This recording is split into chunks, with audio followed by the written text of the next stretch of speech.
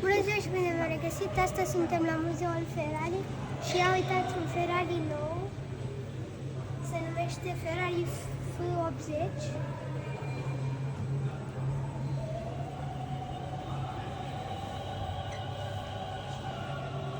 Uitați și în spate.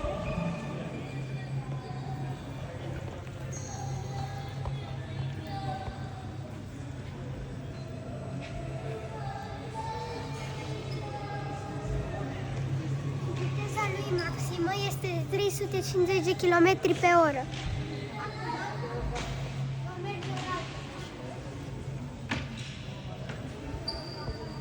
Acum vom merge la altă mașină. Nu! Acum suntem la Ferrari. Așa se cheamă mașina. Viteza ei maximă este de 340 km pe oră. Și ia uitați cum arată. A fost produsă în 2013.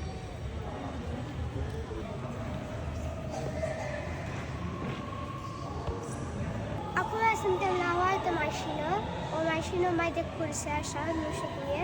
Uitați, fibră de carbon. Se numește Ferrari 499P.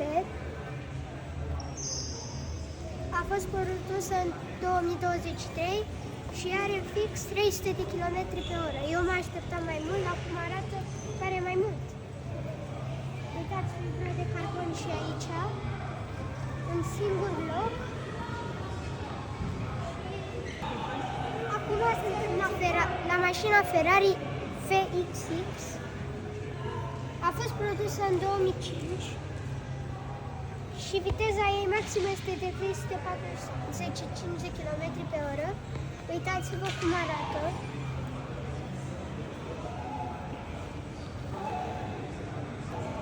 Acum suntem la Ferrari Enzo, pentru că el a inventat mașina.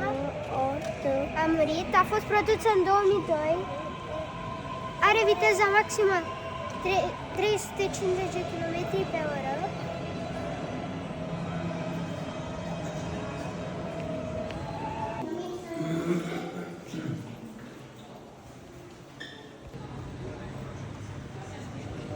Bumalik ba?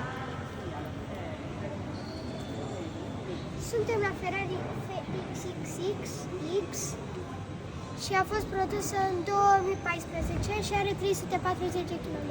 Pa, pa!